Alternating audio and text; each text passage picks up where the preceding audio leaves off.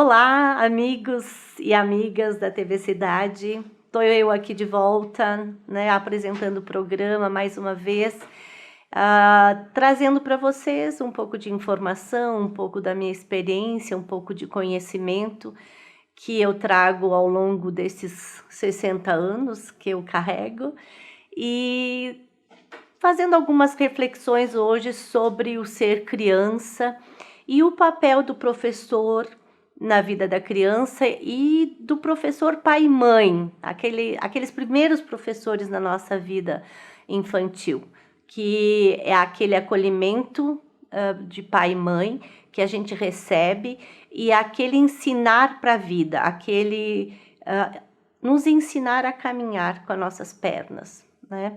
Então hoje eu quero trazer essa questão porque nós estamos, né, no mês da criança, enfim, dia 12 foi o dia da criança e dia 15 o dia do professor. Então estamos aqui tentando fazer uma análise desse papel de professor e esse ser criança que a gente deve cultivar. Então, em primeiro lugar, eu gostaria de trazer isso, que nós nunca devemos esquecer da nossa criança interior. Nós temos que trazê-la sempre presente. Ela não deve ser algo que nos impede o nosso desenvolvimento, que a gente ainda se sinta carente, dependente como naquela época, mas que a gente possa trazer esse olhar carinhoso, esse olhar ingênuo e esse olhar de esperança que a criança nos traz. A criança nos traz esse se surpreender com a vida, esse estar descobrindo o mundo pela primeira vez. E nós devemos, acredito, cultivar esse aspecto infantil dentro de nós para que a gente possa a cada dia se surpreender com a vida, que cada dia faça diferença na nossa vida e que a gente possa viver muito sem pensar no amanhã. A criança não tem noção, até uma certa idade, ela não tem noção de futuro. Ela começa a ter quando a gente começa a impor, né, essas questões. Vou te dar um presente no Dia das Crianças. Aí a criança fica com a perspectiva, quando que vai chegar? Hoje já é amanhã. Então ela não tem muito essa noção e ela começa a entender isso. A gente começa a ter noção de tempo, as noções temporais, mas que muitas vezes elas nos incomodam no sentido de postergar a vivência do dia, aquele momento, aquele dia como sendo o mais importante da nossa vida. Por isso que é chamado de presente. O hoje é chamado de presente. É um presente e é uma dádiva que a gente ganha ao nascer, né? Que é o dia de hoje. Viver o dia de hoje, e a criança nos ensina muito isso. Não esquecer aquele aspecto de brincadeira, de sorrir, de ser empático. A criança acolhe muito o outro, ela não tem maldade, ela não vê maldade no outro. Eu acho que nós temos que aprender muito e cultivar esse lado de entender que a maldade do outro faz mal para ele. E nós, acolhendo essa pessoa, a tendência é ela se desarmar, é ela sorrir para nós também.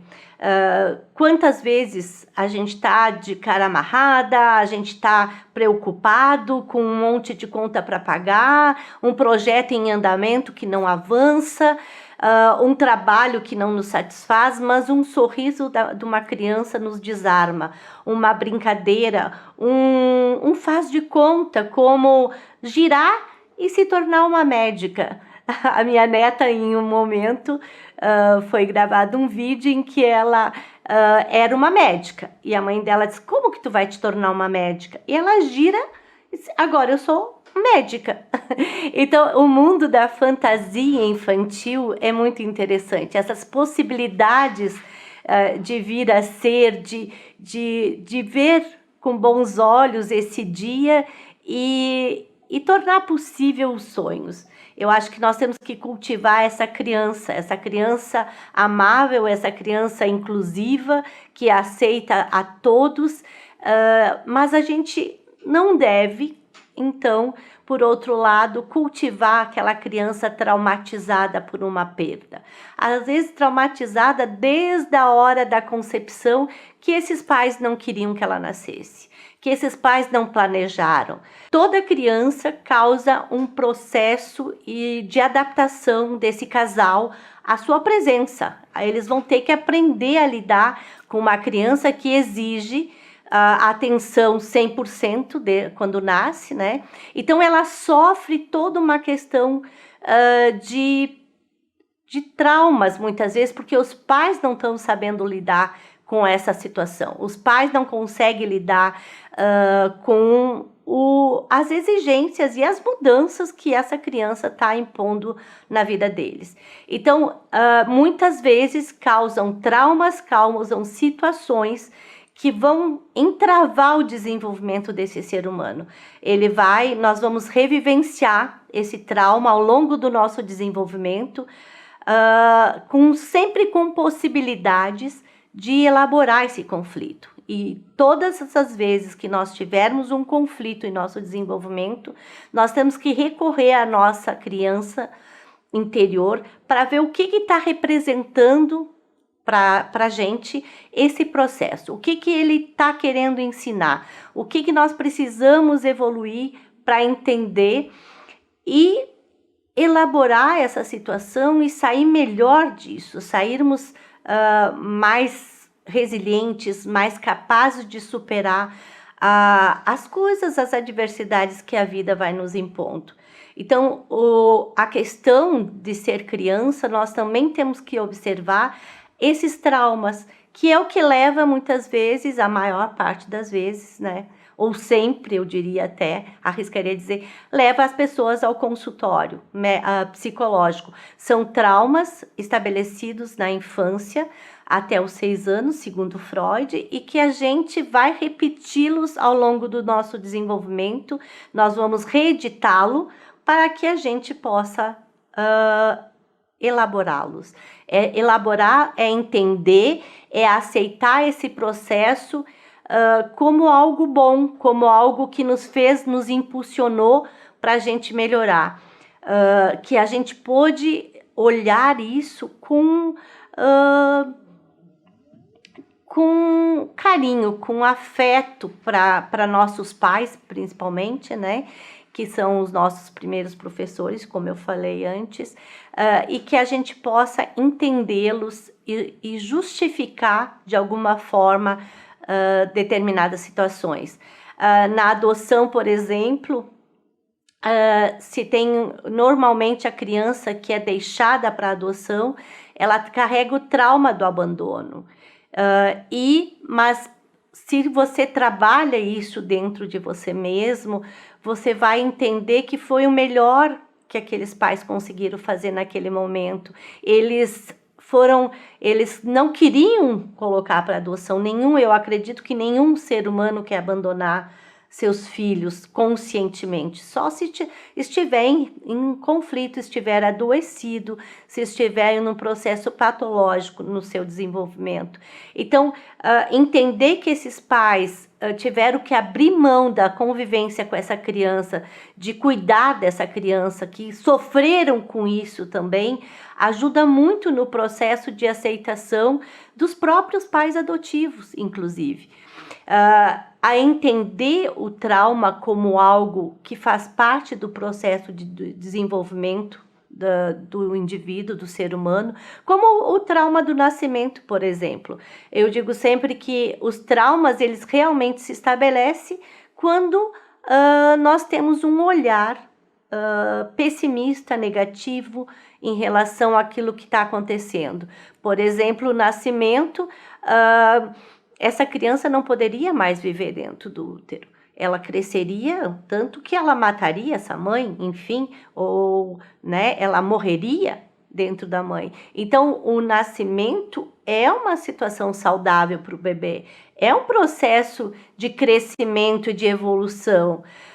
Mas para essa mãe que está insegura, que não sabe cuidar, que quer ser a mãe perfeita, né, e isso é um problema de nós, pais, sermos professores, de ensinar os nossos filhos, é querer ser perfeito, é querer ser um modelo que sabe fazer tudo, que sabe dar conta de tudo, e isso não é real. A gente dá conta de tudo com as nossas condições, com as nossas possibilidades, com aquilo que a gente trouxe de herança também. E eu vejo muitas vezes no consultório, surgem situações de pais que dizem que os filhos, adolescentes principalmente, eles cobram, mas eu não pedi para nascer.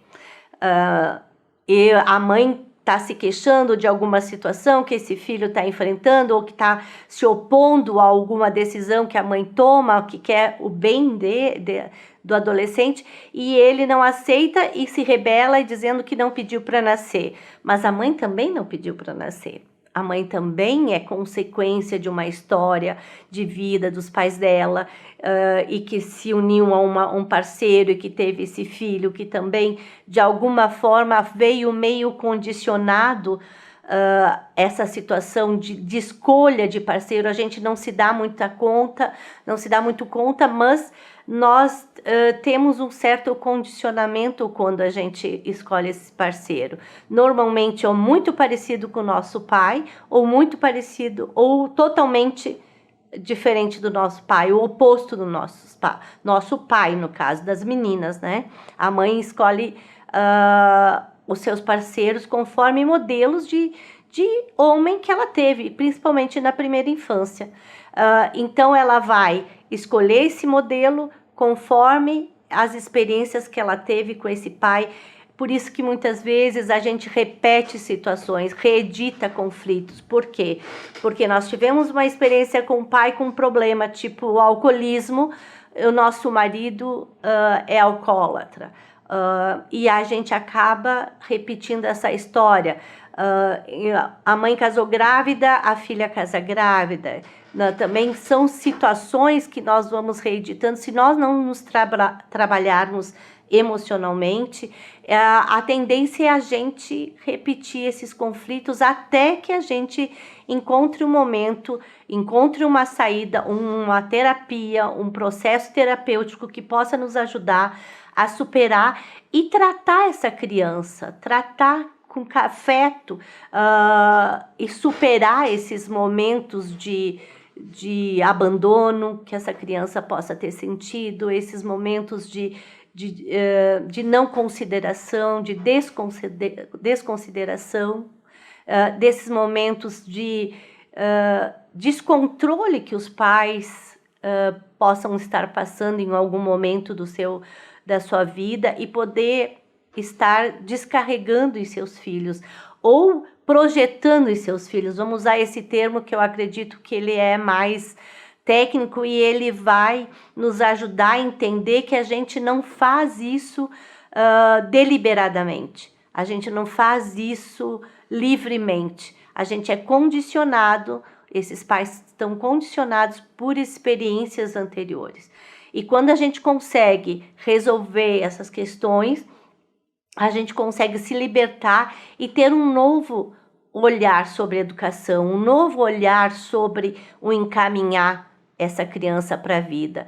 Eu sempre faço a reflexão com os pais de o que a gente quer mais para os nossos filhos, o que no fundo a gente quer para os nossos filhos, qual o objetivo de vida que a gente tem quando a gente quer que eles estudem, quando a gente quer que eles pratiquem uma atividade física, ou quando eles desenvolvam uma habilidade física, motora, enfim, ou uma técnica artística, enfim.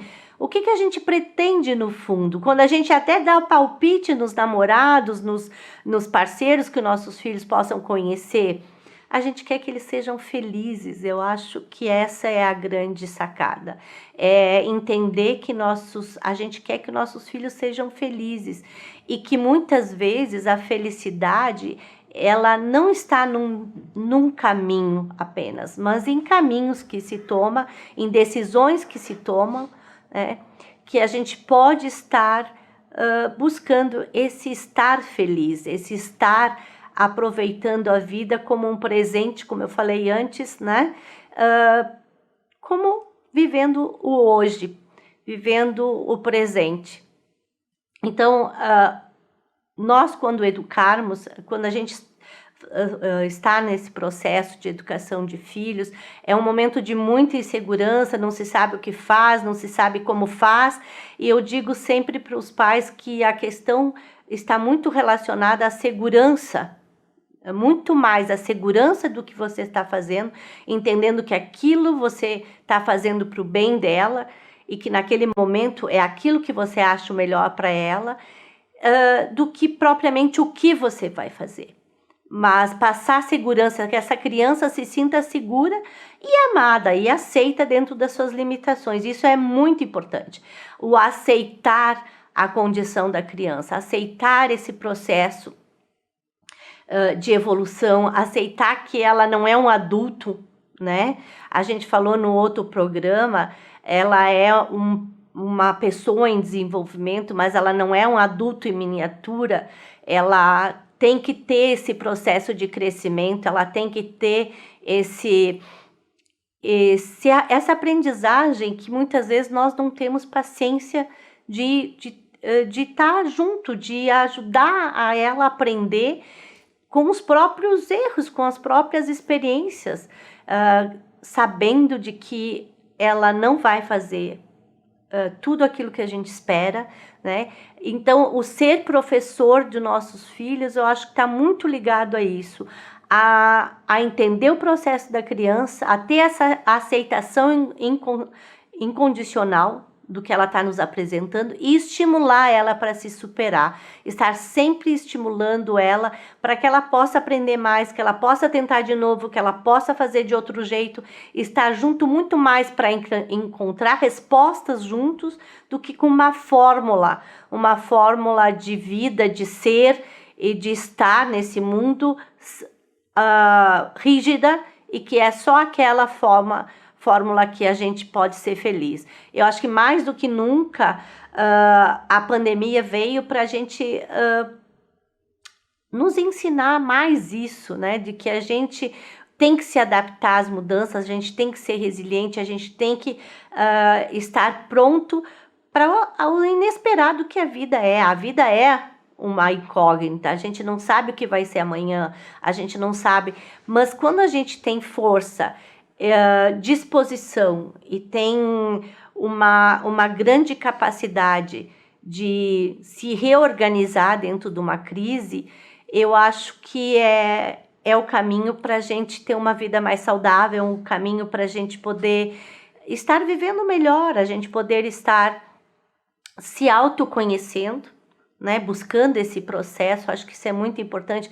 Eu oriento todas as mães grávidas, todas as mulheres que estão pensando em engravidar, inclusive, se pudesse começar uma terapia antes de engravidar, inclusive, eu acho muito saudável da gente se autoconhecer para poder lidar e passar mais segurança, mais segurança possível para essa criança, porque totalmente seguro ninguém vai ser. Porque, como eu falei, as experiências, as crianças são cada uma é diferente da outra e ela vai nos surpreender sempre, ela vai sempre nos trazer situações pelas quais a gente vai ter que se adaptar, a gente vai ter que se reorganizar.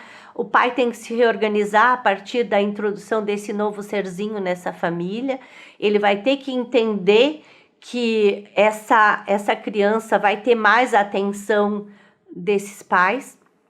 Eu já atendi pessoas que vieram com a queixa de que o pai falou que o casamento dele com a mãe do paciente teve um divisor de águas, que foi antes do nascimento dele e depois.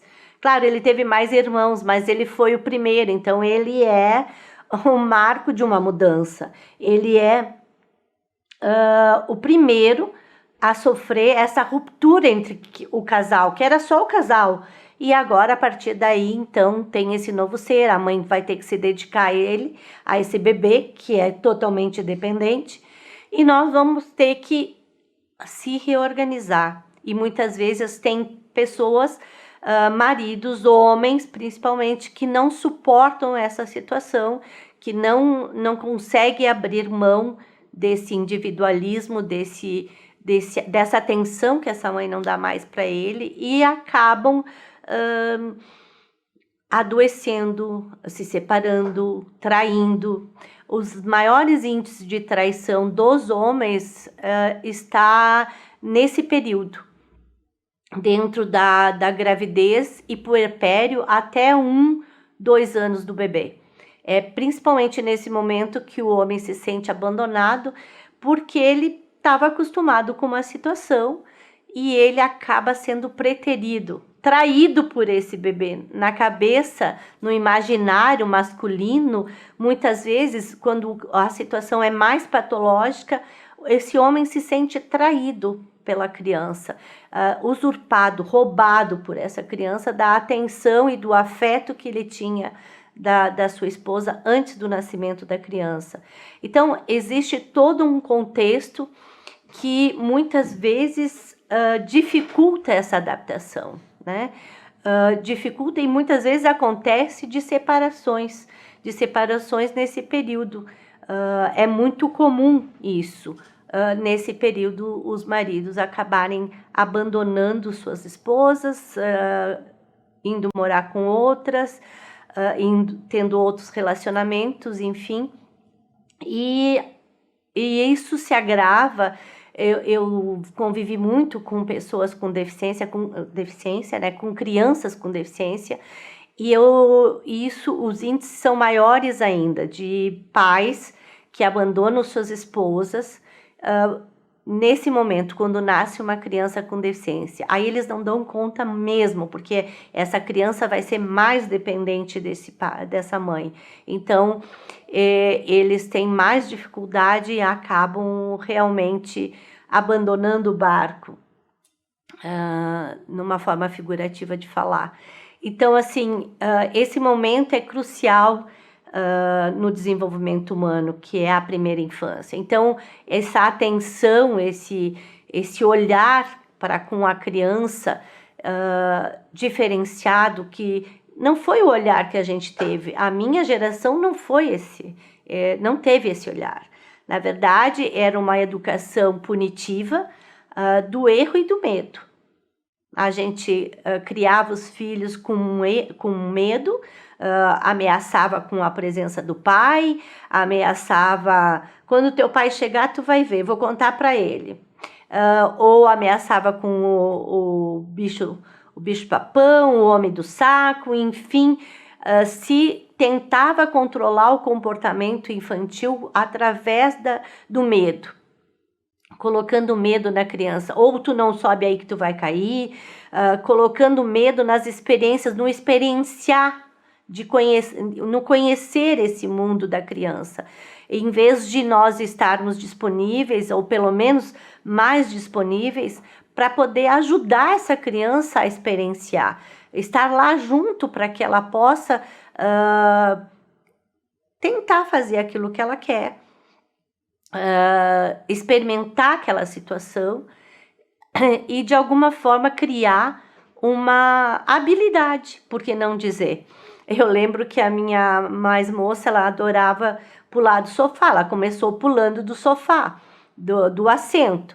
Só que ela, a partir de que ela dominou esse assento, ela quis subir na pala do sofá, que era até bem alta a pala, subir na pala e pular para baixo. E a primeira vez que eu vi ela fazendo isso, eu me apavorei. Se eu cuidar do Bárbara, tu vai cair, né? A primeira palavra, a primeira coisa que me surgiu na boca é ela tendendo ela ao erro, ao fracasso, que vai cair, vai se machucar, enfim. O nosso medo muitas vezes é esse, de se machucar. Só que ela me deu uma lição, né? Ela dizendo que ela conseguia, que ela já pulava do assento, agora ela ia conseguir pular da pala do sofá. E pulou realmente. A primeira vez caiu meio desengonçada, mas enfim, ela foi treinando e estava expert no assunto. Ela virou bailarina de jazz. Dançou muito tempo sem jazz, ela dançou muito tempo jazz sem esse medo de ousar, de pular, que é uma coisa que muitas vezes eu tenho até um certo receio. Eu tenho que confessar que para mim essa questão é arriscar com o corpo é uma coisa que eu não lido muito bem. Mas, né, tô tentando me superar nas atividades físicas que eu faço, aprendendo, mesmo nessa idade. Então eu queria deixar para vocês essa mensagem otimista de ter esse olhar carinhoso, de se conhecer para poder ter um filho, para poder se conhecer mais e poder educar crianças que vão fazer o futuro, crianças que vão construir um futuro mais tranquilo, menos agressivo, um futuro mais promissor para a espécie humana. E até logo e até o próximo programa.